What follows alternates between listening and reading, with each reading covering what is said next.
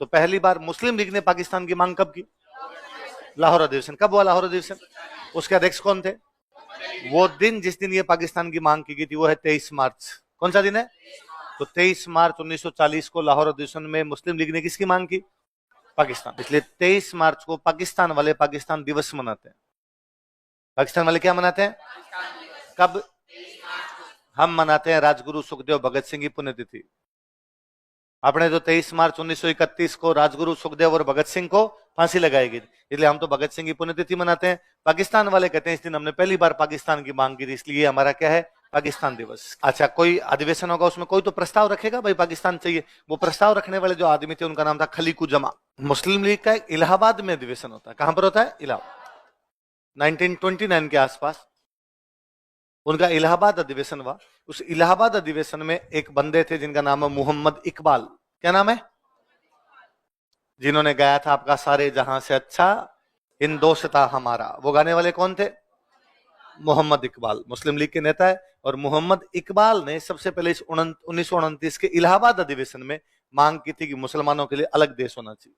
तो मुसलमानों के लिए अलग देश होना चाहिए मांग करने वाले कौन थे? मुस्लिम लीग नहीं मांग रही है, मुस्लिम लीग का एक नेता ऐसी बात कर रहा है कि मुसलमानों का देश अलग से होना चाहिए। वो नेता कौन है? कौन से अधिवेशन में? कुल मिला के वो आदमी जिसने पहले कहा सारे जहां से अच्छा हिंदोस्तां, दुनिया में सबसे अच्छा कोई देश है तो वो कौन सा है? हिंदुस्तान। उसने थोड़े दिन बाद कहा इतना अच्छा भी नहीं है। और मुसलमान हिंदुस्तान में नहीं रहना चाहते, उनके लिए देश क्या होना चाहिए? अलग। इस बात अब ये बात फैलने लगी मुसलमानों का देश अलग हो, मुसलमानों का देश अलग हो। तो लंदन में कैम्ब्रिज यूनिवर्सिटी में एक लड़का पढ़ता था, उसका नाम था चौधरी रहमत अली। क्या नाम था? क्या नाम बोलो देखे? चौधरी रहमत अली। कौन सी यूनिवर्सिटी में? Cambridge university. और वहां कैम्ब्रिज यूनिवर्सिटी में इस लड़के ने 1933 में एक पंपलेट पब्लिश किया जिसका नाम था नाउ और नेवर। क्या नाम था? अभी नहीं तो कभी नहीं। और नाउ और नेवर में उसने लिखा कि हाँ मुसलमानों का देश अलग होना चाहिए। उसमें एक तो मिलाओ भाई साहब पंजाब, एक मिलाओ कश्मीर, एक मिलाओ सिंध, एक मिलाओ बलूचिस्तान, एक मिलाओ उत्तर पश्चिम सीमा प्रांत। उसने कहा पंजाब तो पंजाब का प, कश्मीर उसका क, सिंध का स, बलूचिस्तान का तान, इसलिए देश का नाम पाकिस्तान। देश का नाम। तो ये पाकिस्तान नाम देने वाला कोई आदमी था तो वो कौन था? पहली बार पाकिस्तान की मांग इंडिविजुअली यदि किसी ने की थी तो वो कौन थे? कौन से अधिवेशन में? उन्होंने कहा मुसलमानों का देश अलग होना चाहिए, पर उन्होंने नाम बताया नहीं। नाम बताने वाला बंदा कौन था? कौन सी यूनिवर्सिटी का छात्र है? कौन सा पर्चा पब्लिश करता है? पर अभी तक भी मुस्लिम लीग नहीं कह रही कि होना चाहिए। मुस्लिम लीग पहली बार कब गती है? 1940। कब गती है? तो as a party Muslim League ने कब कहा था? 1940। एज एन इंडिविजुअल किसी बंदे ने कहा था 1929 में। वो बंदे कौन है? मोहम्मद इकबाल। इसलिए पाकिस्तान ये मानता है कि विचार कि मुसलमानों का अलग देश होना चाहिए ये तो आया था मोहम्मद इकबाल के। किसका आया था? इस विचार को इंप्लीमेंट किया था जिन्ना ने। इंप्लीमेंट किसने किया? तो वो कहते हैं हमारे देश में दो बड़े हीरो है, एक तो इकबाल और दूसरे कौन? तो जिन्ना को तो जैसे अपने गांधी जी की नोट पे फोटो आती है, उनकी किसकी आती है? कायदे आजम मोहम्मद अली जिन्ना। क्या बोलते हैं? कायदे आजम मोहम्मद अली। कायदे आजम का मतलब होता है महान नेता, एक ग्रेट लीडर, उसको क्या बोलते हैं? कायदे आजम। तो वो कभी भी जिन्ना, आप कभी पाकिस्तान के कोई न्यूज सुनो और सुनो, वो कभी मोहम्मद अली जिन्ना नहीं बोलते, पूरा बोलते हैं कायदे आजम मोहम्मद अली जिन्ना, पूरा एक साथ नाम बोलेंगे। तो वो कहते हैं विचार, पहली बार ये आइडिया कि मुसलमानों का देश अलग हो, ये लाने वाला तो कौन है? मोहम्मद इकबाल। इस आइडिया को इंप्लीमेंट करने वाला कोई आदमी तो वो कौन है? मोहम्मद अली जिन्ना। एक विचार है ना, और विचार को पॉलिटिकली इंप्लीमेंट करना तो अलग अलग बात है ना। तो पॉलिटिकली इंप्लीमेंट करने वाला आदमी कौन था? मोहम्मद अली जिन्ना। याद रह जाएगा कि भाई आपके लाहौर अधिवेशन हो रहा है। अब दुनिया में सेकंड वर्ल्ड वॉर चल रहा है। सेकंड वर्ल्ड वॉर के अंदर कांग्रेस कह रही है कि हमसे बिना पूछे और हमारे को वहां पर शामिल कर लिया गया है, इसलिए हम क्या करते हैं? विरोध। और कांग्रेस क्या दे रही है? इस्तीफे। उधर जिन्ना कह रहा है कि हमें मुसलमानों को अलग देश देना चाहिए, देश को होना चाहिए पाकिस्तान। अंग्रेज क्या कर रहे हैं? अंग्रेज वर्ल्ड वॉर लड़ रहे हैं, लेकिन वर्ल्ड वॉर अंग्रेज लड़ रहे हैं क्या कह के लड़ रहे हैं? क्यों कर रहे हैं युद्ध? तो अंग्रेज कर रहे हैं दुनिया में हिटलर बहुत खराब आदमी। सेकंड वर्ल्ड वॉर में हिटलर था, हिटलर बहुत खराब आदमी, और हम हिटलर को मिटाना चाहते हैं। हिटलर क्यों खराब आदमी है? क्योंकि हिटलर तानाशाह है, हिटलर खराब आदमी। फिर किसने कहा कि भाई साहब तुमने भी तो भारत में कब्जा कर रखा है, तुमने भी तो अलग अलग दुनिया के अंदर कब्जा कर रखा है। अंग्रेजों का ना ना ना, हमारा कोई कब्जा नहीं है, राज्य मत्ते से हम तो वहां पे क्यों इंडिया वाले तख्तियां लेके खड़े रहते हैं दिल्ली। वो कह रहे हैं हमसे बिना पूछे शामिल कर लिया। यदि तुम वहां पे अपनी मर्जी से हो तो फिर इंडिया वाले राजी क्यों नहीं है? तो इंडिया वालों को राजी करने के लिए उस समय अपना एक गवर्नर जनरल हुआ करता, उसका नाम था लिन लिथगो। क्या नाम था? लिन लिथगो ने कहा कि आओ भाई साहब, मैं तुम्हारे लिए एक प्रस्ताव लेके आया हूं। अगस्त के महीना में प्रस्ताव लाया, इसलिए नाम क्या है? क्या नाम है उसका? अगस्त रेजुलेशन या अगस्त प्रस्ताव। तो हेडिंग डालिए अगस्त प्रस्ताव। हाँ क्या? चौधरी रहमत अली मुस्लिम है। रहमत अली चौधरी जाति नहीं होती है, चौधरी टाइटल होता था, सबको मिलते थे। इसलिए भारत में अलग अलग क्षेत्र में अलग अलग लोगों के नाम के आगे चौधरी लगा हुआ है। आप राजस्थान को देखेंगे, अपने जो नागौर का, ये अपना जो पश्चिमी राजस्थान का कोर है, नागौर जोधपुर ये वाला, यहाँ पर जाटों के नाम के आगे चौधरी मिलेगा। आप थोड़ा बाड़मेर की तरफ आगे जाइए, कड़बी, उस जाति के नाम के आगे चौधरी मिलेगा। आप थोड़ा पाली से जालोर इधर आइए, सिरवी, उनके मिलेगा। आप आगे जालोर से थोड़ा नीचे और उतरिए, आंजना, उनके नाम के आगे मिलेगा। आप गंगानगर साइड में जाइए, जितनी जातियां सबके नाम के आगे चौधरी। चौधरी हर गांव में एक चौधरी हुआ करता था, ये चौधरी पोस्ट थी हर गांव में। पटेल, इधर आपके पूर्वी राजस्थान की तरफ पटेल जैसे पोस्ट हुआ करती। हर गांव में राजा एक बंदे को कहता कि तुम इस गांव के चौधरी हो, इस गांव से कौन कितना टैक्स लेके आएगा उसमें तुम हेल्प करोगे हमारी, तो एक आदमी को किया जाता। फिर अब राजा का बंदा जब टैक्स लेने आता तो वो बंदा बताता, भाई फलान जीता देंगे, फलान जीता देंगे, फलान जीता देंगे। चौधर करता, क्या करता, इसलिए नाम क्या हो गया उसका। इसलिए आज भी मैं कहता हूं, अपने दो आदमी लड़ रहे हैं, कोई तीसरा आदमी आगे पंचायत चौधर ना कर रहे, तू कौन है करने वाला, कहते हैं ना, तू कौन है भाई साहब चौधरी बनने वाला, हमारा मामला है, हम सलट लेंगे यार इसके अंदर। तो चौधरी पहले पोस्ट हुआ करती थी, धीरे धीरे वो बाद में जाति सूचक हो गई कि भाई एक चौधरी था, उसके परिवार वाले लोगों ने लगाना शुरू किया, बाद धीरे धीरे वो पूरी जाति के नाम पर आ गया। अगर आप हरियाणा में मुख्यमंत्री बने चौधरी भजनलाल बिश्नोई, हरियाणा मुख्यमंत्री थे। तो वैसे वैसे मुसलमानों में भी, वो पहले हिंदू थे, हिंदू से मुसलमान बन गए, तो नाम क्या चौधरी था तो उधर भी लग गया। तो आप खूब सारे पाकिस्तान में तो अभी तक भी खूब सारे ऐसे नाम देखोगे जिनके नाम के आगे क्या लगा मिलेगा आपको। हिंदुओं के खूब सारे सरनेम देख लोगे आप जो उधर लगे हुए मिलेंगे। ऐसे कैसे ठाकुर है ना, ठाकुर पोस्ट थी कि गांव में एक आदमी होता, उसको क्या घोषित किया जाता, ठाकुर। रविंद्रनाथ ठाकुर थे तो बंगाली, पर नाम उनका रविंद्रनाथ है ठाकुर। अंग्रेजों से ठाकुर बोला नहीं गया, अंग्रेजों ने कहा ठाकुर, रविंद्रनाथ ठाकुर। ठाकुर ठाकुर ठाकुर करते करते बना गए टैगोर। टैगोर नाम का कुछ ही नहीं होता, वो नाम तो था रविंद्रनाथ ठाकुर, वो करके उसका रविंद्रनाथ टैगोर। आगे बात समझ में। तो इस प्रकार के जो नाम, अभी देखो आपने सुना हो तो कि अभी कर्पूरी ठाकुर जी को भारत रत्न दिया गया है ना, वो भी बिहार के थे, तो उनके नाम के ठाकुर लगा हुआ है। तो ये ठाकुर टाइटल हुआ करता था, अलग अलग क्षेत्र में अलग अलग लोगों को दिया जाता, वैसे वैसे चौधरी मुसलमानों को मिल जाएगा। यही बात पूछना चाह रहे थे, थैंक यू। बोलो, हाँ बोलो। सर सैयद अहमद खान ने भी कहा था कि हिंदू और मुसलमान दो अलग अलग राष्ट्र है ना, पर वो एग्जैक्टली मुसलमानों का अलग देश दो वैसा कुछ नहीं। उसने कहा था इनकी संस्कृतियां अलग अलग इसलिए साथ नहीं रह सकते। बीजारोपण करने वाला आदमी वो भी था, वो तो और जोरदार आदमी थे। उन्होंने पहले कहा था कि भारत माता एक सुंदर दुल्हन है, हिंदू और मुसलमान उस सुंदर दुल्हन की दो सुंदर सुंदर। फिर थोड़े दिन बाद का फूट गई, कोई सुंदर आंखें नहीं है, हिंदू अलग है और मुसलमान, और बायजा आंख के छोड़ो देश है, हिंदू एक अलग देश है, मुस्लिम एक, इनकी संस्कृतियां आपस में मैच खाती, और बात भी सही थी।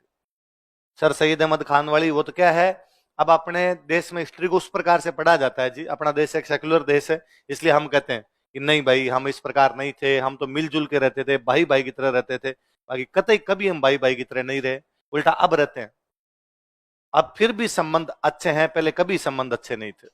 ये तो क्या अपनी हिस्ट्री में पूरा वैसे लिखा हुआ है कि हमारी हिस्ट्री का बिगाड़ करने वाले अंग्रेज थे, तो हम कहते हैं हिंदू मुस्लिमों के बीच में खाई पैदा करने का काम किसने किया, अंग्रेजों। उससे पहले खाई नहीं, बीच के अंदर समुद्र था। हमें आपस में कभी एकता वाली बात नहीं, पूरा मध्यकाल युद्धों में बीता यार हमारा, पूरी मिडिवल। वो लोग जो अपने इतिहास से नजरें चुराते हैं ना, अपने इतिहास को सही ढंग से स्वीकार नहीं करते, उनका भविष्य बड़ा खराब होता है। हमारे साथ में दिक्कत है कि हम हिस्ट्री को एग्जैक्टली स्वीकार ही नहीं कर पा रहे। हम इस बात हमें स्वीकार करना चाहिए, पहले थे खराब, रिश्ते अच्छे नहीं थे हमारे पास, सुधार लेंगे, गलतियां स्वीकार करेंगे तभी तो सुधार की गुंजाइश है। उल्टा हम कहते हैं सब पहले हमारे में बहुत अच्छे थे, आजकल खराब होते जा रहे हैं। कहाँ अच्छे थे यार, एक दूसरे के आते जाते नहीं थे लोग, इतने खान पान का व्यवहार नहीं था आपस के अंदर, युद्ध तुम्हारे चल रहे थे, पूजा पद्धतियां अलग अलग थी, एक दूसरे की पूजा पद्धतियों का बाकायदा मंदिर तोड़े जा रहे थे, मूर्तियां तोड़ी जा रही थी। एकता कब थी, कैसे थी? अब है उल्टा।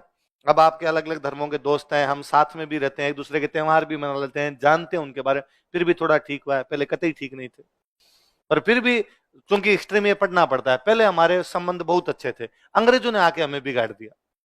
सर सैयद अहमद खान है, यार तुम ठीक छोटे टाबर थे कि अंग्रेजों ने आके तुम्हें बिगाड़ दिया, चॉकलेटें खिलाई तुम्हें बिगाड़ दिया यहाँ पे, है ना। सर सैयद अहमद खान ने कहा कि हिंदू और मुसलमान तो अलग अलग राष्ट्र हैं, तो सही कहा उसने। अलग अलग राष्ट्र का मतलब अलग अलग कल्चर, और कल्चर तो है वैसा, उस धर्म की कल्चर अलग थी, हमारे धर्म की कल्चर अलग। कारण थे, भारत में पैदा होने वाले जितने धर्म है उनकी कल्चर एक जैसी है। हिंदू, बौद्ध, जैन, सिख, सारे के सारे एक जैसे धर्म है, कतई कोई अंतर है नहीं। जो बाहर से धर्म है, जो भारत के थे ही नहीं, उनकी कल्चर अलग ही होगी। इस्लाम भारत का था ही नहीं, भारत से बाहर से आया। ईसाई भारत के थे ही नहीं, भारत से बाहर से, तो उनकी कल्चर अलग है। वरना आपने को यहाँ जैन, सिख, बौद्ध में और हिंदुओं में फर्क नहीं पता चलता। बौद्धों ने कहा हमारे भगवान बुद्ध है, हिंदुओं ने कहा भगवान विष्णु के 9वें अवतार है वो। भाई भगवान विष्णु के 10 अवतार है, का 9वें अवतार कौन है? बुद्ध। मानो भाई, बुद्ध जी को मान लो, बुद्ध जी राजी है अपने, है ना, कोई दिक्कत ही नहीं। जैनों के पहले जो भगवान है वह ऋषभ देव जी। अपने उदयपुर में बहुत बड़ा मंदिर है ऋषभ देव जी, है ना, नाम ही ऋषभ देव जी उस जगह का ही। भील सारे कहते हैं हमारे केसरिया जी है, सारे के सारे भील जाते हैं, केसर चढ़ाते हैं वहां पे, भील कहते हैं केसरिया जी, जैन कहते हैं हमारे ऋषभ देव जी, सारे जा रहे हैं, किसी प्रकार का कोई अंतर नहीं। जैन हिंदुओं वाले मंदिरों में चले जाते हैं, हिंदू है जो जैनों वाले मंदिर में चले, ये सिखों का। दिवाली, होली सबके मजहब मनाते हैं, इसलिए भारत का संविधान कहता है कि जहां पर हिंदू लिखे वहां पर जैन, बौद्ध और सिख भी शामिल मान लिए जाए, क्योंकि हम भारत भूमि के धर्म है। हमेशा संस्कृतियां जो होती है ना, वो धर्म पे डिपेंड नहीं करती, क्षेत्र पे करती है। जिस क्षेत्र में जो लोग रहेंगे उनकी कल्चर उस प्रकार की होगी। हमारे इस क्षेत्र के जो लोग थे उनकी कल्चर इस प्रकार की।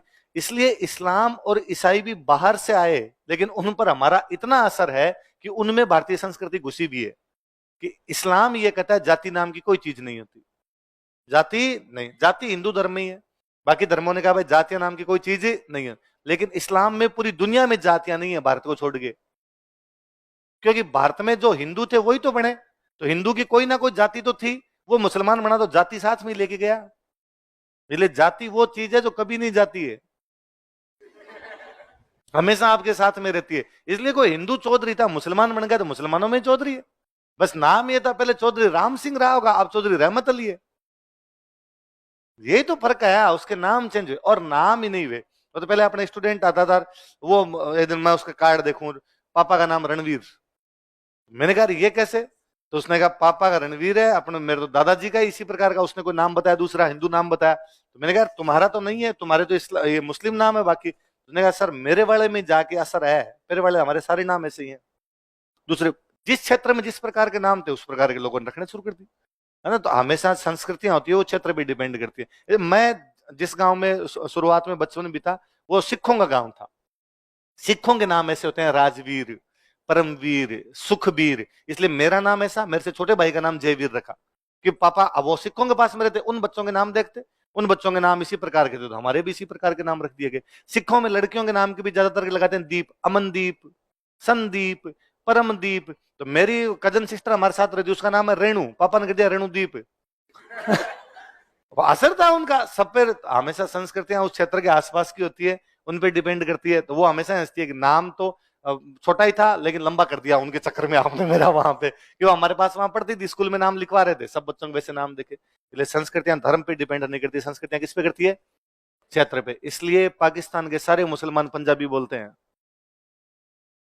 पाकिस्तान के सारे मुसलमान, क्योंकि पंजाब के टुकड़े हुए, पंजाब उधर गया, पंजाब की भाषा पंजाबी है, सिखों की भाषा पंजाबी थोड़ी है। पंजाब में हिंदू भी रहेगा पंजाबी बोलेगा, पंजाब में मुस्लिम भी रहेगा पंजाबी बोलेगा, पंजाब में सिख भी रहेगा तो क्या बोलेगा? पंजाबी बोलेगा सारा। अपने यूं माने कि सिखों की भाषा पंजाबी नहीं, वैसा पंजाब की भाषा पंजाबी। मैं सिख कोई अलवर रहने लग जाएगा तो अलवर वाली बोलने लग जाएगा, ठीक है, थोड़ा धर्म का प्रभाव आएगा, चूंकि वो अपनी किताबें पंजाबी में पढ़ता है, उनका गुरु ग्रंथ साहिब पंजाबी में, तो उसको पंजाबी आएगी, पर वो अलवर वाले भी जानेगा। कोई साउथ इंडिया के अंदर जाके सिख रहेगा तो वहां तमिल तेलुगु जो चल रही वो बोलेगा। राजस्थान का बंदा केरला में रहता तो मलयालम नहीं बोलता क्या है? क्योंकि उसकी संस्कृति वो है, तो जहां की संस्कृति वैसे ही उसकी कल्चर, वो जैसी वहां क्षेत्र वैसी उसकी क्या हो जाती है? संस्कृति वैसी उनकी हो जाती है कल्चर। इसलिए मैंने दिन पहले ही कहा था, उर्दू भारत की भाषा है, मुसलमानों की नहीं। उर्दू भारत की भाषा है, भारत के बाहर कोई नहीं जानता उर्दू को। यदि मुसलमानों की भाषा होती फिर तो अफगानिस्तान वाले मुसलमानों को आनी चाहिए। इसलिए उर्दू भारत की भाषा है, बस वो लिखी वैसे जाती है जैसे मुसलमानों की अरबी लिखते हैं। इसलिए वो मुसलमानों जैसी लगती है। बाकी आप और मैं पूरे दिन उर्दू ही बोलते हैं।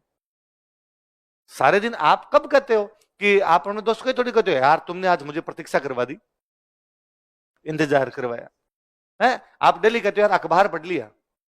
आपने कब कहा मैंने समाचार पत्र का वाचन कर लिया? आप मैं आपसे पूछा अरे आज क्या तारीख हो गई, मैंने कभी पूछा आपसे आज क्या दिनांक हुई है? तारीख, तारीख किसका शब्द है? उर्दू का शब्द है। इंतजार आप अभी भी फिल्मों में देखते हैं, और उसे बाइज्जत बरी कर दिया गया। बाइज्जत और बरी दोनों फारसी है भाई साहब। तो आप हम पूरे दिन में इतनी उर्दू बोल जाते हैं हमें खुद कोई पता नहीं है। सारे दिन उर्दू के खूब सारे वर्ड लेते रहते हैं, क्योंकि उर्दू और हिंदी एक साथ निकली हुई भाषाएं। इसलिए हिंदी के शब्द उर्दू में आ गए, उर्दू के शब्द किस में आ गए? हिंदी में आ गए। तो आप पहले बड़ी बात है। चलो हाँ, सारे कायम खानी क्यों सारे भाई, भारत में 99% जो भी अन्य धर्म के लोग हैं वो एक धर्म से निकले हुए, अलग से कहां से आएंगे? यहां रहने वाले लोग थे वही। मैं हूं भाई, मैं राजवीर हूं, मैं हिंदू हूं। मुझे आज शाम को घर पे जाके लगेगा अपने को सिख बनना चाहिए। अपने लंबे बाल बढ़ाए, नाम राजवीर सिंह है, राजवीर सिंह रह गया, लंबे बाल अपने सिख हो गए। थोड़े दिन बाद अपने लगेगा नहीं भाई साहब अपने सिम चेंज करेंगे, अना पोर्ट करवाते हैं, अपने बुद्ध बनेंगे और अपने भाई साहब भिक्षु बन गए, है ना, और अपना नाम और आप उस टाइप का रख लिया। थोड़े दिन बाद मुझे लग रहा है ईसाइयों वाला मामला सही, एकदम चर्च जाओ घंटी बजाओ राजी एकदम। मैंने कहा अपना नाम रोजर है, अब राजवीर ने अपना नाम क्या हो गया? रोजर हो गया। जैन बन जाओ, मैं मुस्लिम बन जाओ तो रहमत अली है नाम। ये यही तो चेंज है। मैं तो ये और कहता हूं हमेशा कि मान लो मैं हूं, जैसे है ना किसी का एग्जाम्पल मैं हूं, मैं आज ईसाई बन गया, तो क्या मेरे में ईसाई बनते ही कोई ईसाइयों की सारी बातें थोड़ी आ जाएगी? क्या मैं कल आते ही आपको बाद में गुड इवनिंग नहीं बोलूंगा शाम को? मैं ये तो है नहीं कि आता ईसा मसीह की जय हो ये बोल दूंगा। मैं तो जैसा हूं वैसा ही रहूंगा ना। 2 3 4 5 पीढ़ी बाद में मेरे परिवार में थोड़ा थोड़ा दिखाई देने लगेगा। तब तक केवल इतना आएगा कि अब मैं मंदिर चला जाता हूं, बाद में संडे को चर्च चला जाऊंगा। इसके अलावा मेरे में किसी बात का कोई परिवर्तन आएगा नहीं। इसलिए परिवर्तन बहुत धीरे धीरे धीरे धीरे आते हैं। और यदि वहां पे रहने वाली मेजोरिटी के लोग दूसरे हों तो परिवर्तन दिखाई भी नहीं देते। मेजोरिटी में जो लोग होते हैं उन्हीं का वो प्रभाव पड़ा रहता है। फिर आपका धर्म चेंज हो गया लेकिन फिर भी दूसरे प्रकार की चीजें आप में दिखाई देती, पूजा पद्धतियां बदलती है। फिर वो इंडोनेशिया वाला एग्जाम्पल दिया होगा ना मैंने कभी आपको। इंडोनेशिया दुनिया का सबसे बड़ा मुस्लिम राष्ट्र है। दुनिया में सबसे अधिक मुसलमान किसी देश में रहते हैं, कहां रहते हैं? और सबसे अच्छी रामलीला इंडोनेशिया में होती है। आप इंडोनेशिया कभी जाए तो इंडोनेशिया के अंदर आपको किसी सर्किल पे, अपने सर्किल पे अपने जाते हैं तो भाई गांधी जी की मूर्ति है, भगत सिंह जी की मूर्ति है ना, इंदिरा गांधी जी की मूर्ति, नेताओं की मूर्तियां मिलती है। आपको इंडोनेशिया में किसी सर्किल पे लगेगा घटोत्कच की मूर्ति है। इंडोनेशिया की सर्किल पे लगेगा गरुड़ की मूर्ति है, भगवान विष्णु का वाहन कौन सा? गरुड़। वहां पे किसी पे लगेगा अंगद, बाली के बेटे अंगद, तो पांव गड़ा दिया था ले जाके, उनकी हनुमान जी की मूर्ति है। समुद्र मंथन हो रहा है वहां पर। तो वो अटल बिहारी वाजपेयी के भाषण है ना कि मैं एक बार इंडोनेशिया गया था और वहां के वो प्रधानमंत्री ने मुझे कहा कि शाम को आना, हम आपको एक कार्यक्रम दिखाएंगे। मैं कार्यक्रम में गया और कार्यक्रम में मैंने कार्यक्रम देखते कहा ये तुम लोग क्या कर रहे हो, और ये तो रामलीला हो रही है। तो उन्होंने कहा कि हाँ हम भी राम जी को मानते हैं, हम भी रामलीला करते हैं। मैंने कहा तुम राम जी को क्यों मानते हो, राम जी तो हमारे। उन्होंने कहा राम जी हमारे कैसे नहीं है, हमने धर्म बदला है, पूर्वज थोड़ी बदले। धर्म चेंज हुआ है, पूर्वज थोड़ी चेंज हुए हैं। पूर्वज राम जी है, राम जी रहने, बस वही है। मैं यदि आज ईसाई बन जाऊं तो मैं चर्च जाने लग जाऊंगा, पर राम जी तो मेरे यदि पूर्वज रहे तो राम जी रहेंगे। मेरे बाप दादाओं को मैं कैसे चेंज कर सकता हूं? बस वो की वो बात है। वाजपेयी का एक और भाषण है कि मैं अफगानिस्तान गया था, अफगानिस्तान के जिस होटल में मुझे रुकवाया गया उस होटल का नाम था कनिष्क। और मैंने उनसे वापस पूछा कनिष्क का तुमसे क्या लेना देना है, कनिष्क तो हमारा राजा था। और उसने कहा नहीं तुम्हारा नहीं था, कनिष्क अफगानिस्तान का ही राजा था। कनिष्क का इलाका ही वो था, सिल्क रूट पे कब्जा था कुषाणों का, तो यहाँ का राजा था। ठीक है, हमने धर्म बदल लिया। इसलिए पाकिस्तान के बारे में कहा ही जाता कि पाकिस्तान की सबसे बड़ी दिक्कत यह है कि पाकिस्तान ने अपनी हिस्ट्री को पूरा डिस्ट्रॉय कर लिया। पाकिस्तान मैंने दिन पहले बताया था, पाकिस्तान अपनी हिस्ट्री वैसे पढ़ाता है कि 712 ईस्वी में मोहम्मद बिन कासिम ने पाकिस्तान की सिंध में स्थापना की। कहां पर स्थापना की? 712 में पहला मुस्लिम आक्रमण हुआ, तो 712 में सिंध में मोहम्मद बिन कासिम ने एक अलग मुस्लिम देश की स्थापना की। कालांतर में गजनवी ने उसका प्रसार किया। कालांतर में गोरी ने दिल्ली पर कब्जा किया और मुस्लिम देश को दिल्ली तक पहुंचा दिया। कालांतर में अलाउद्दीन खिलजी, मोहम्मद बिन तुगलक उसे दक्षिण भारत तक लेके चले गए और पूरे इस उपमहाद्वीप के अंदर एक मुस्लिमों का देश हुआ करता। बाद में अंग्रेज आए, उन्होंने उस मुस्लिम देश पर कब्जा कर लिया।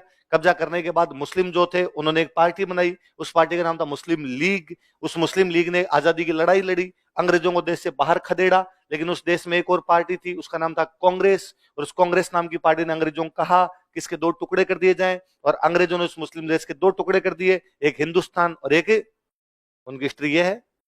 वो 712 से शुरू करते हैं, 712 से पहले वाली हिस्ट्री पढ़ाते ही नहीं है। अब यदि वो 712 से पहले वाली हिस्ट्री पढ़ाते ही नहीं, फिर कनिष्क कैसे बता पाएंगे? यदि आप 712 नहीं पढ़ाओगे तो आप ये कैसे बता पाओगे कि हड़प्पा और मोहनजोदड़ो के वो महान लोग पाकिस्तान में पैदा हुए थे? है तो पाकिस्तान के इलाके वो, पर आप अपने बच्चों को ये कभी प्राउड फील ही नहीं करवा पाते। इसलिए उनका तो इतना दिमाग खराब हुआ कि भारत ने एक मिसाइल बनाई, पृथ्वी मिसाइल बनाई हमने, पृथ्वी, त्रिशूल, आग, है ना, अग्नि, इस प्रकार की। भारत ने पृथ्वी बनाई तो पाकिस्तान वालों ने बना दी गोरी, कि पृथ्वीराज चौहान की लड़ाई किससे भी थी? गोरी। तो उन्होंने कहा उधर से पृथ्वी आएगी तो हमारे कौन भिड़ जाए। तो पाकिस्तान का एक बहुत अच्छा इतिहासकार है हसन निसार, आप कभी यूट्यूब पे वीडियो देखना, तो वो बंदा कहता है कि यार हमारे देश में गोरी को हीरो मानते हैं। गोरी अफगानिस्तान का राजा था, उसने पाकिस्तान को सबसे अधिक लूटा है। अफगानिस्तान की तरफ से अटैक होंगे तो सबसे पहले अटैक कहां होंगे? तो सबसे अधिक लूटा कौन जाएगा? पाकिस्तान। हम लुटेरे को हीरो बनाते हैं, हमारा देश गजनवी को हीरो मानता है।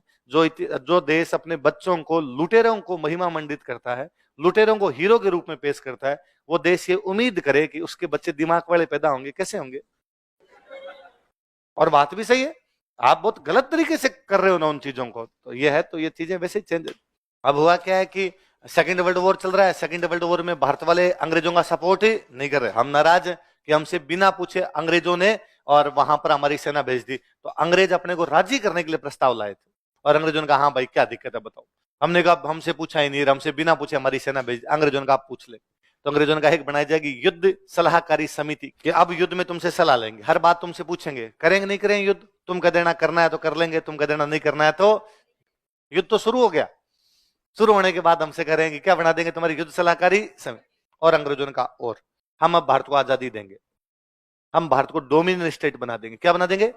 डोमिनियन स्टेट का मतलब है बस तुम्हें यह मानना है कि तुम्हारे देश का जो राष्ट्रपति है वो ब्रिटेन का राष्ट्रपति, जो क्राउन होता है वो है, इसके अलावा सारे के सारे तुम्हारे पास, तुम्हारे मंत्री, तुम्हारी सरकार, तुम्हारे प्रांत, सब स्वायत्तता, बस मोह मोह के धागे, थोड़ा सा अपना जुड़ाव रहेगा, और वो जुड़ाव है कि हमारा क्राउन, तुम्हारा भी क्या होगा? क्राउन।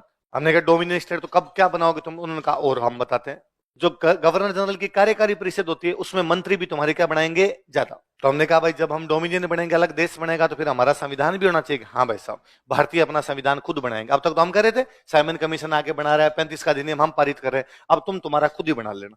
तो भारतीयों को संविधान बनाने के लिए आमंत्रित किया जाएगा, इन्विटेशन पीले चावल देंगे, तुम आना हमारे पास बैठ के संविधान बनाना। सारी बातें कांग्रेस जैसी बातें। कांग्रेस कह रही है कि भाई हमसे बिना पूछे क्यों कर दिया? तो कह दिया भाई तुमसे क्या ले लेंगे? सलाह। कांग्रेस कह रही है कि मंत्री हमारे कम होते, तो वो कहते हैं गवर्नर जनरल की कार्यकारी परिषद में तुम्हारे मंत्री क्या होंगे? ज्यादा। कांग्रेस कहती है कि वैसा हमें आजाद करो तो हम तुम्हें क्या बना देंगे? Dominion state. कांग्रेस कहती है कि संविधान हमारा नहीं है, तुम अपना संविधान लागू कर देते हो, तो कहा कि संविधान बनाने के लिए तुम्हें क्या कर लेंगे? आमंत्रित। तो जिन्ना नाराज हुआ, जिन्ना ने कहा अच्छा मतलब सारा इनको दे दोगे, हम तो भाई साहब यूं तालियां बजाने के लिए बैठे हैं यहाँ पे। तो अंग्रेजों ने कहा चिंता मत कर, कोई भी समझौता बिना अल्पसंख्यकों की समझौते सहमति के लागू, जब तू राजी होगा तो ही समझौते पे साइन होंगे, वरना किसी भी समझौते पे साइन है तो अल्पसंख्यकों की माइनॉरिटी जो भी है उसकी सहमति के बिना कोई भी समझौता लागू नहीं किया जाएगा। और फिर सबसे बड़ी बात, इतनी माथापच्ची करो कि संविधान बनाओ, डोमिनियन स्टेट के कागज तैयार करो, मंत्री बनाओ, और लास्ट में जिन्ना का देगा लागू नहीं करना। एक आदमी मना करेगा और तुम उसको लागू नहीं करोगे, अल्पसंख्यकों को वीटो दे रहे हो। तो क्या दे रहे हो? फिर ये राजी क्यों होगा हमारी किसी बात पे? और जिन्ना को राजी करने के लिए कहा कि तेरे से बिना पूछे कोई भी समझौता लागू।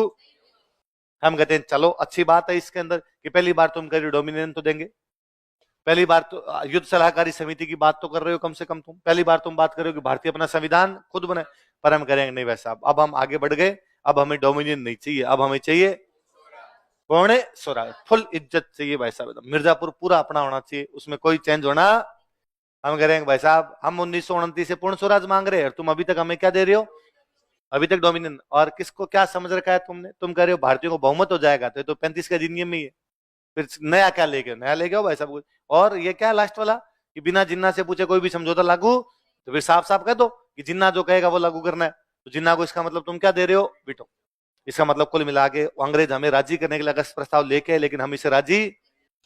अब साहब क्या किया जाए कि हम कह रहे हैं सेकंड वर्ल्ड वॉर का विरोध कर रहे हैं, हम कह रहे हैं कि सेकंड वर्ल्ड वॉर जो है वो होना नहीं चाहिए, और उधर जो है अंग्रेज कह रहे हैं कि तुम सेकंड वर्ल्ड वॉर में तुम्हें शामिल कर दिया तो हम तुम्हें देखो प्रपोजल दे रहे हैं, तुम राजी हो जाओ, लेकिन हम उससे राजी नहीं। अब क्या करें? तो यदि आप सरकार से राजी नहीं हो तो आपके पास तरीका है आंदोलन। तो सरकार के खिलाफ क्या करना चाहिए? आंदोलन। पर यहां पर आके अपने कांग्रेस में फिर दो धड़े बन गए, और कांग्रेस में क्या देश में दो धड़े बन गए। एक धड़ा है जो ये कह रहा है कि एक बड़ा आंदोलन करना चाहिए, साम्यवादियों का धड़ा। किसका धड़ा? जो कम्युनिस्ट जो लोग थे, जो साम्यवादी थे, वो कहते भाई साहब बड़ा आंदोलन करो, क्योंकि इस समय अंग्रेज हिटलर के खिलाफ फंसे हुए।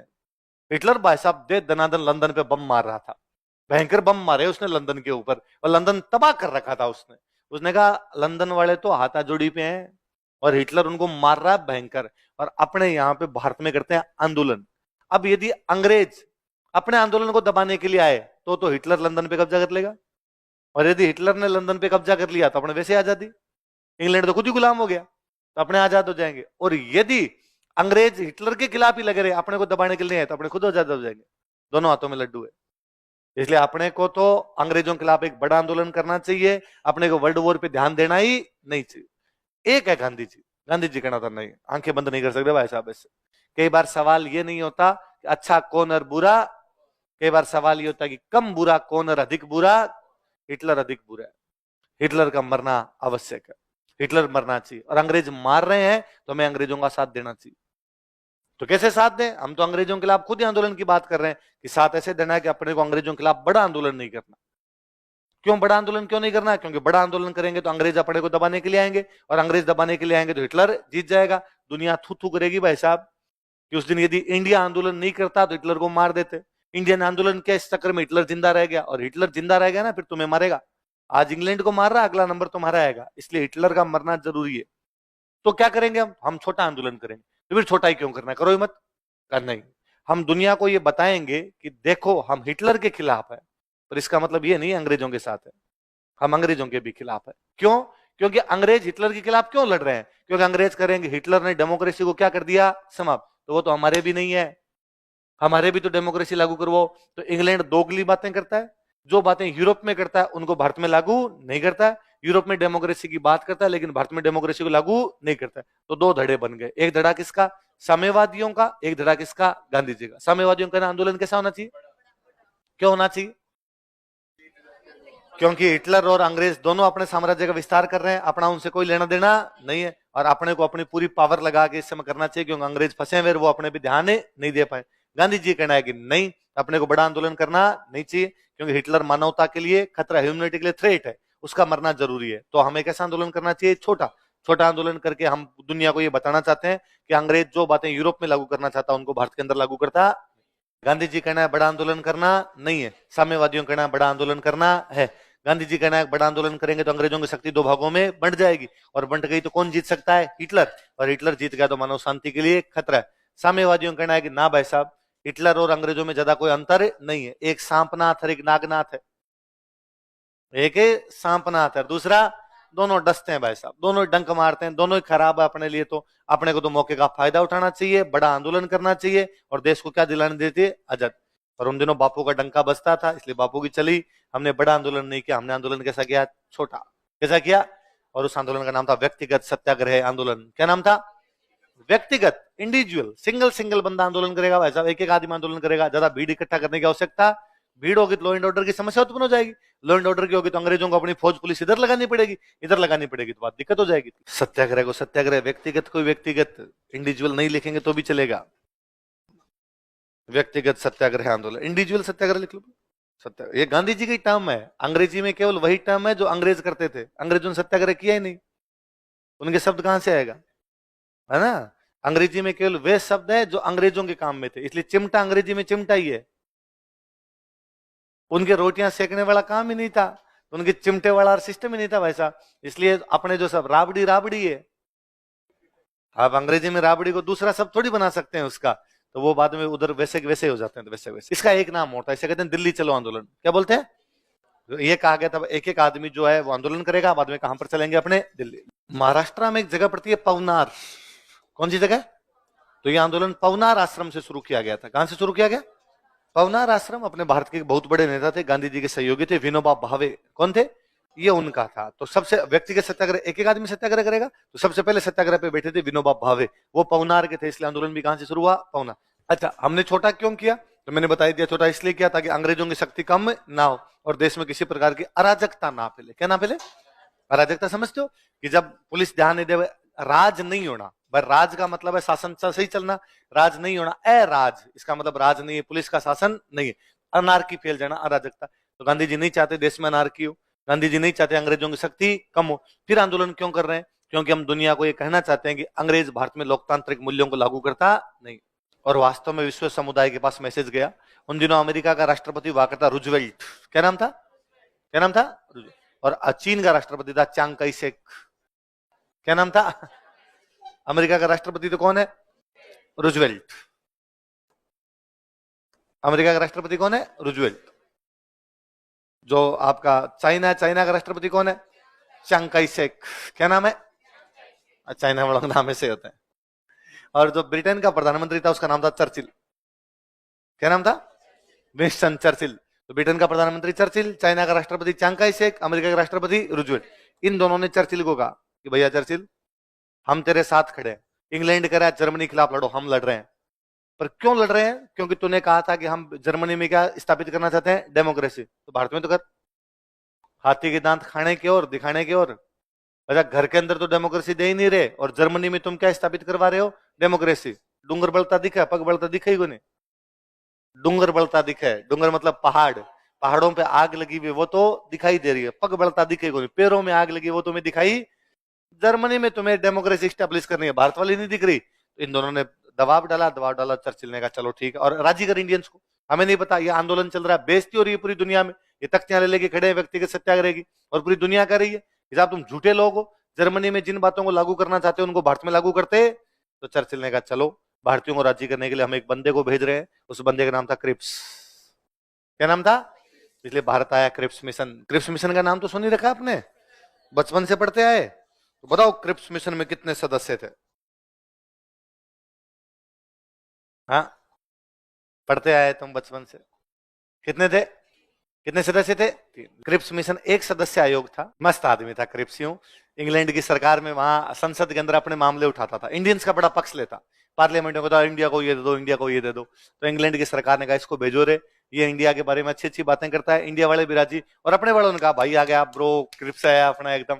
उसने गांधी जी को बुलाया, आओ गांधी जी बात करते हैं। और क्रिप्स ने कहा कि भाई क्यों क्यों सपोर्ट नहीं कर रहे, क्या प्रॉब्लम है तुम्हें, हम तुम्हारे साथ खड़े हैं यार, क्यों चिंता करते हो।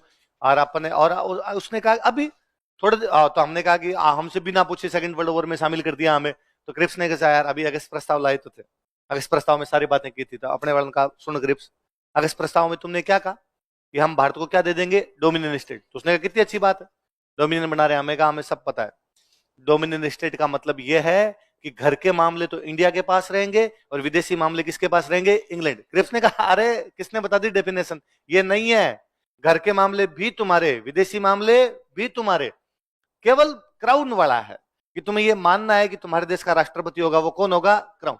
बाकी अपने बीच में कोई लेना देना नहीं, तुम जानो तुम्हारा काम जाने।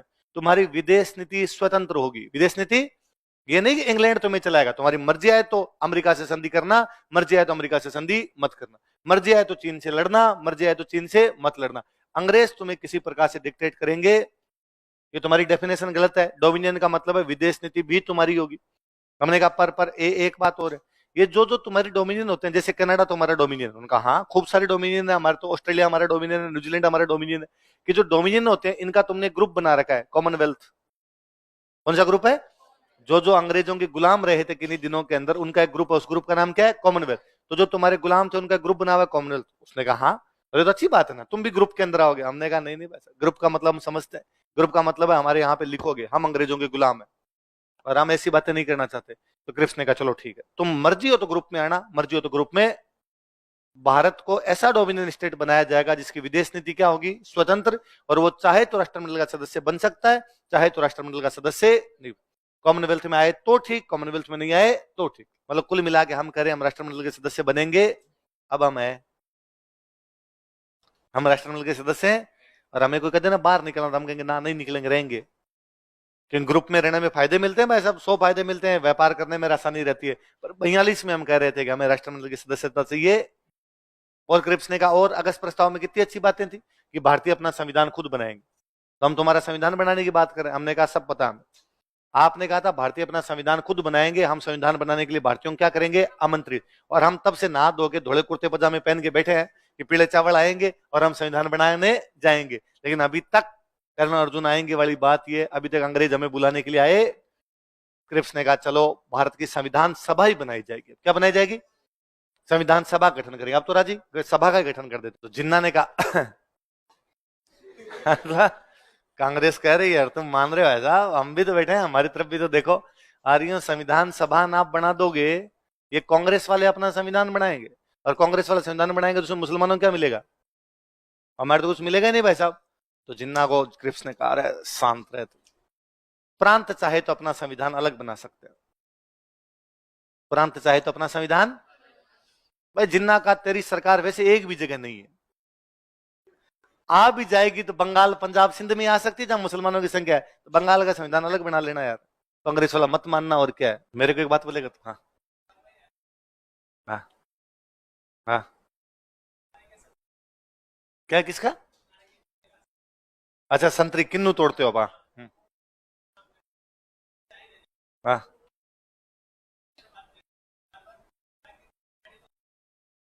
दूर खानी तो धोबा भर भर खानी। हाँ हाँ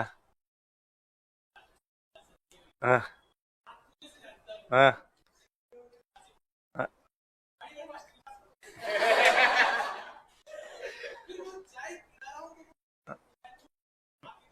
क्लासें देख रहा हूँ, मतलब दूर दूर तक क्रांति हो रही है वैसा।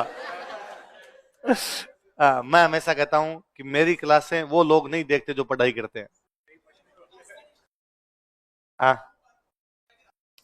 हाँ हाँ, तो उस मेरे राजस्थान हिस्ट्री की वीडियो देखी उसने। हाँ हाँ, नहीं नहीं ये क्रांति है एकदम ढंग से। पर वो बच्चे नहीं पढ़ रहे जिनको पढ़ना चाहिए, अपनी क्लास में वो देख रहे हैं जिनका पढ़ाई से कोई लेना देना, बस का ड्राइवर, किन्नू तोड़ने वाले मजदूर। हाँ हाँ तेरे को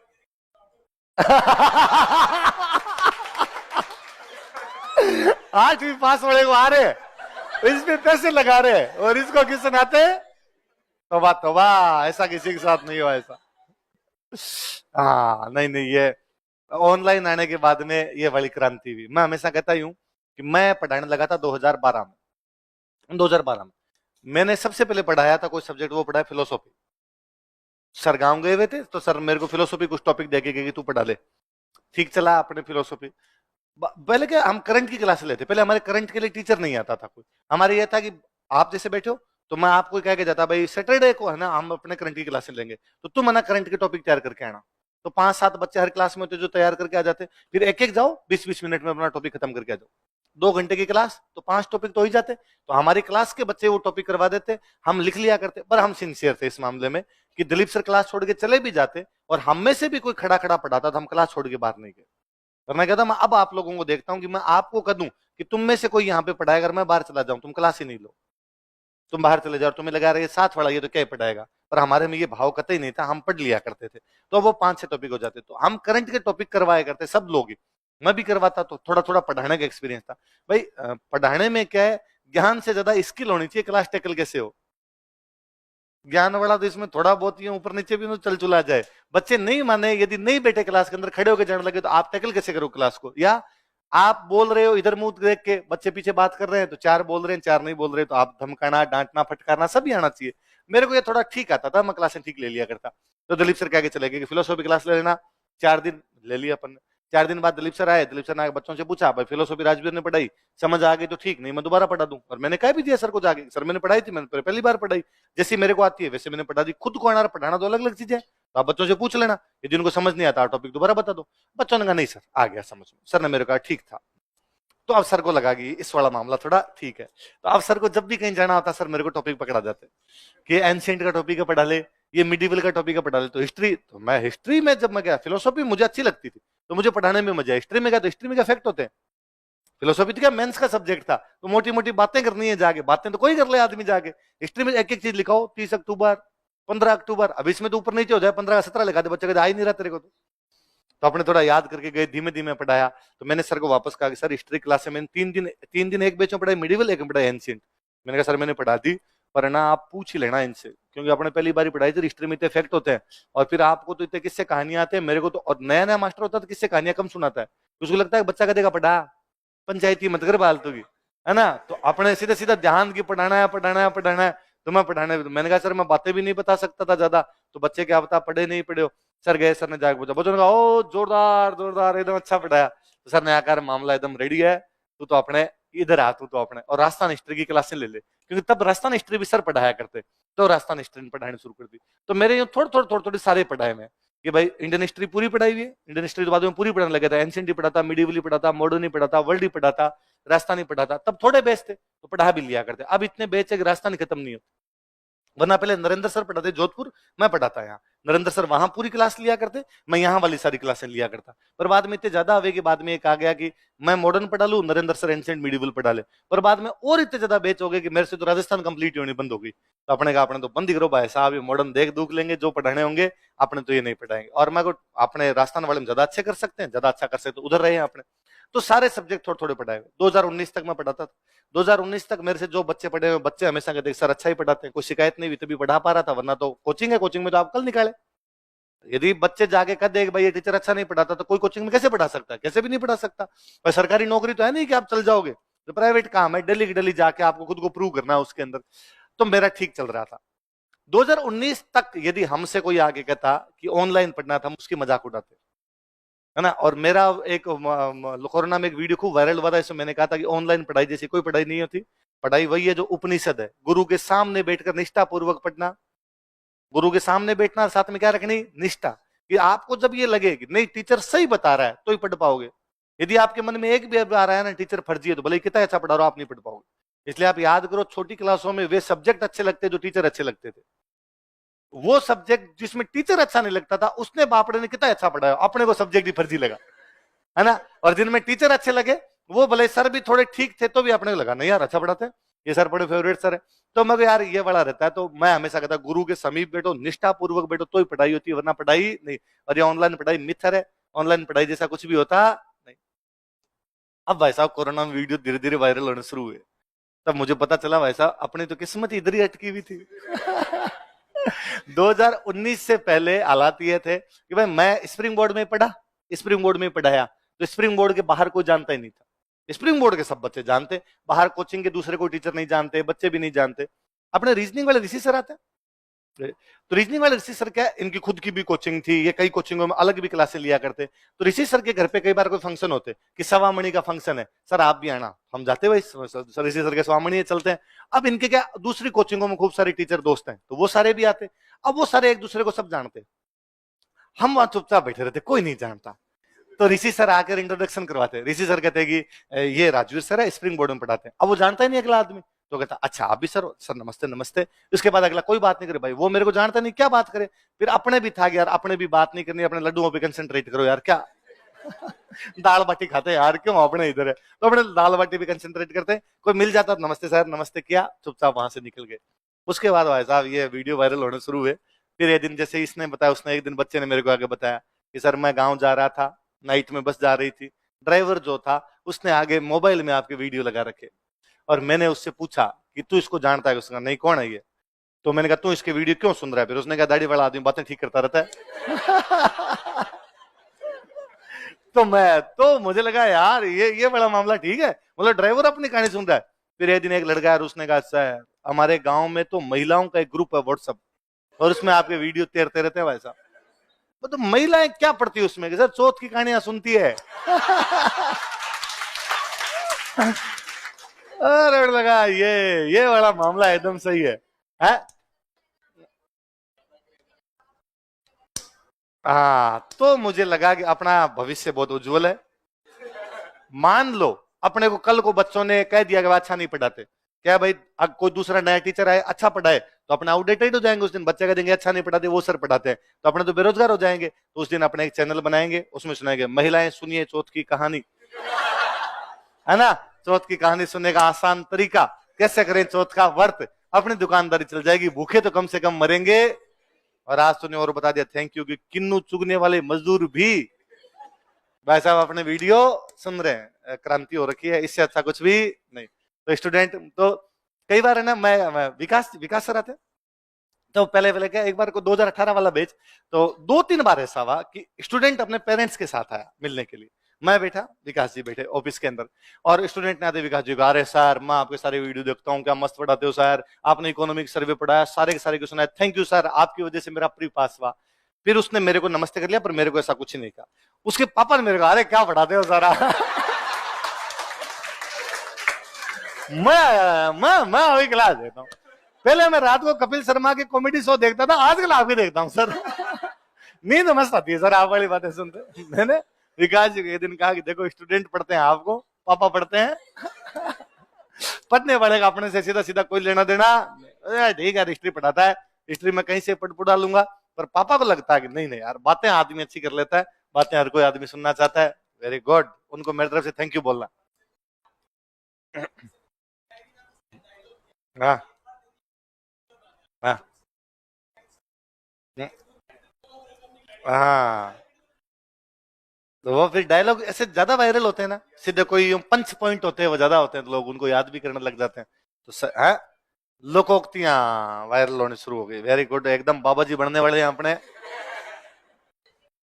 दाढ़ी और बढ़ा रहा हूँ, एकदम ऐसे ही रामदेव जी महाराज की तरह। चलो, क्या लिखा, हाँ बहुत सारे, हाँ बहुत सारे एकदम चले बने हुए हैं एकदम। और फिर तो ये चैनल, इन लोगों ने इतने चैनल बनाने शुरू किए कि अब तो मेरे को खुद को ही नहीं पता किसका चैनल है और वो क्या वीडियो लगा देगा। कई बार ये होता है कि उनके नेगेटिव भी होते हैं, कि होता क्या है कि 2 घंटे की क्लास, उसमें 15 मिनट ऐसी कोई बात की हुई, उसमें से अगले ने केवल 30 सेकंड उड़ाया, और 30 सेकंड का उड़ा के लगा। भाई मेरे किसी क्लास में बोला हुआ कि कांग्रेस वाले अनर है, ये फर्जी है, और सब सब ऐसे फर्जी फर्जी बात करते हैं। फिर मैंने कहा कि वैसे बीजेपी वाले भी उतने ही फर्जी है, पर अगले ने वो तो काट दिया, इतना लगा कि कांग्रेस वाले फर्जी है क्या कहा राजवीर सर ने कांग्रेस के बारे में, और नीचे जनता भर भर के गालियां निकाल रही है, तेरी शक्ल देख ले खुद की, तेरे जैसे मास्टर होंगे तो बच्चा का तो बेड़ा गर्क हो जाएगा, है ना। कांग्रेस को गाली निकालता था, कांग्रेस ने क्या किया तू जानता है क्या देश के लिए। अरे मैं जानता हूं, मैं तुमसे ज्यादा जानता हूं, मैं 2 महीने कांग्रेस पढ़ाता हूं यार। अरे अगला मजे ले गया तो ले गया, है ना। एवं किसी क्लास में कोई बच्चा नहीं है, मेरे से मैंने पूछा, अरे तुम एब्सेंट थे, कल कहाँ चले गए थे। और उन्होंने कहा कि सर हम कोई एग्जाम देने के लिए गए थे, कोई टीचर का कोई एग्जाम हुआ था, तो सर वो एग्जाम देने के लिए गए थे। और मैंने कहा आरएस की तैयारी करते हो, एग्जाम दे के तो टीचर का नहीं देना, अपने आरएस ही बनना है, कुछ भी हो जाए लेकिन टीचर बनना नहीं, टीचर की नौकरी करोगे तुम। अब अगले ने ये तो काट दिया, ये लगाया कि कुछ भी हो जाए लेकिन टीचर बनना नहीं, और तुम लोग टीचर की नौकरी करोगे। अब नीचे लिखा हुआ है अध्यापकों के बारे में क्या सोचते हैं राजवीर ओ भाई साहब, पूरे दिन गालियां पड़ रही है इधर से उधर से। मैं गया यार सही है, क्या कोई भी नौकरी छोटी होती है क्या अध्यापक की नौकरी छोटी होती है। आप नहीं जानते कि घर वालों के पास में पैसे नहीं होते, वो सबको आरएस नहीं बना सकते, इसलिए अध्यापक भी बनना पड़ता है। मैं मनी मन सोचूं कि यार एक बैच है जिसमें आईएएस के बच्चे बैठे हैं, मैं उनको जाके ये कैसे कह सकता हूं कि तुम आईएएस का एग्जाम मत दो, पटवारी दे लो। मेरी मॉरल ड्यूटी है ना, उल्टा मैं तो आपको आगे कहूं आरएस ही नहीं देना, आईएएस ही देना है। आप जिस चीज की प्रिपरेशन करने आए मैं तो उसी में मोटिवेट करूंगा ना। मैं आपको ये कहूं कि यार ये तुम्हारे बस की बात नहीं है, फिर मैं निकम्मा हूं ना फीस किस बात के लिए। मैं फिर मेरी वैल्यूज के साथ ही समझौता कर रहा हूं ना, कि आप खुद आए कि यार ये कोचिंग सबसे अच्छी है, यहाँ पे आईएएस बन सकता हूं, और मैं आके कहूंगा देखो पार नहीं पड़ेगी अपने ये दे ले, दूसरे एग्जाम दे ले। यार मैं तो कहूं, मैं तो ये कहूं आपको नहीं, तुम कर सकते हो और कर सकता है। कोई भी स्टूडेंट सोचने की बात है, सोचता है वो करता भी है, नहीं सोचता वो करता भी नहीं। अब कोई इस बात पे ये कहे कि ये छोटी नौकरियों के बारे में इस प्रकार की बात रखते नहीं भाई।